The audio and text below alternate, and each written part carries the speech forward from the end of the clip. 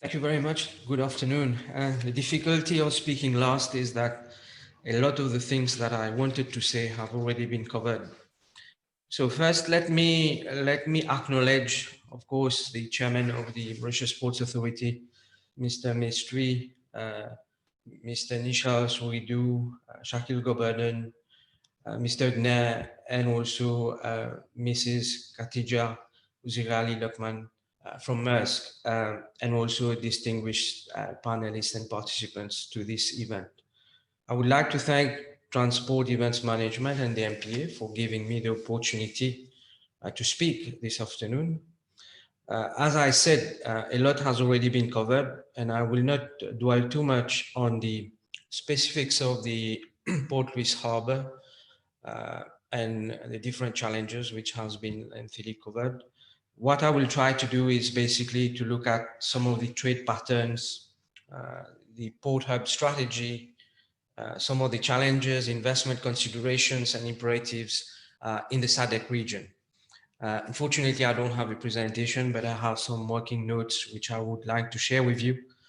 So I will start by looking at the trade patterns. So trade within the SADC region stood at around 400 billion US dollars with 185 billion of exports and also around 191 billions of imports.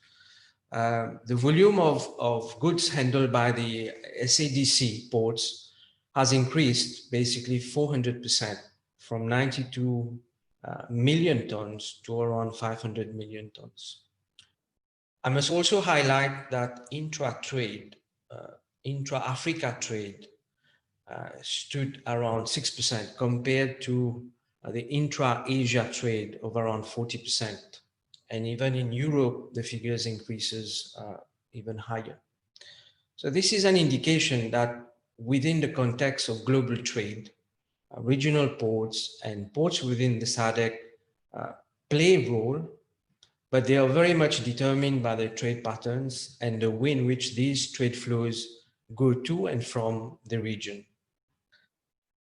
And the trade patterns provide a guiding principle to port efficiency and also to the strategic choices of how port should position itself.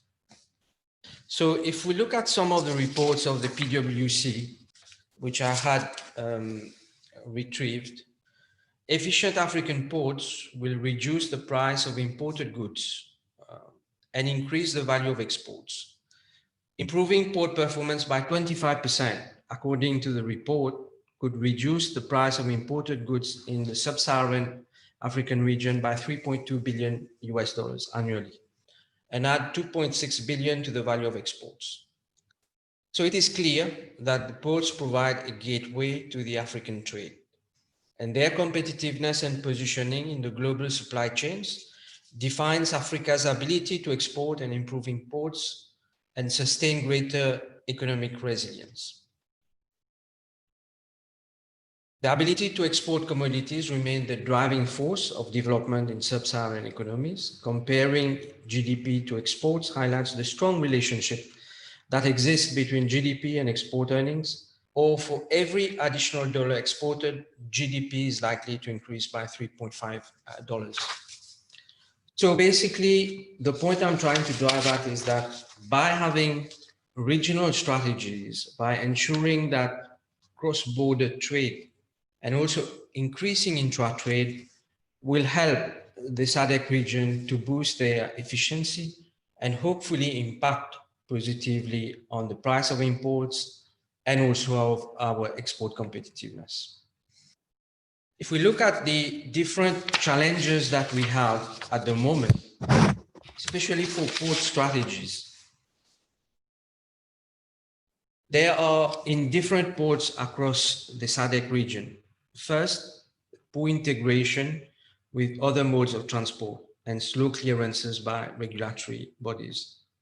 I think this is the case for ports in Mozambique, in Tanzania, in Kenya, and other forces that force potentially the emergence of certain ports as being hub and others to be really in a passive mode.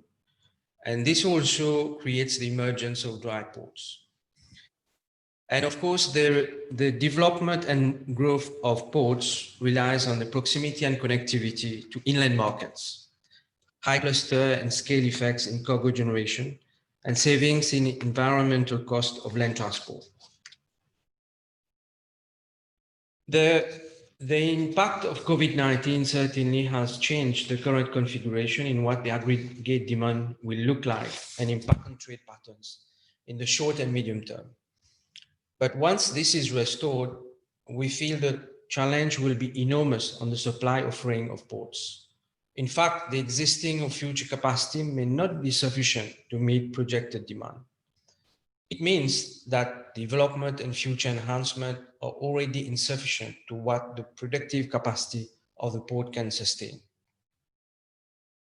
So for us, it is imperative that we look holistically at how the ports should remain competitive. We should be able to drive greater efficiency, but at the same time, we should look at the long-term perspective and how ports should position themselves. Certain ports will have to make strategic choices in terms of their positioning, leverage very much on their competitive advantages in what they do best and how they can leverage to attract traffic, be it cargo or passenger traffic. And I think Mauritius, through the presentation of the chairman and the deputy director general, there's a clear roadmap in terms of how to position ourselves. Of course, there is still certain rooms for improvement in terms of productivity. But I must say that in all the different segments that have been mentioned, where the EDB is privy to some of those initiatives, and also we see potential investors coming, we are confident that those developments and those master plan that has been created will act as powerful engines for trade, for growth, and for development. Now, when we look at financing aspects of ports, it is very much a tricky question. And I think this is one of the topics of this panel discussion. Port financing is something which remains tricky.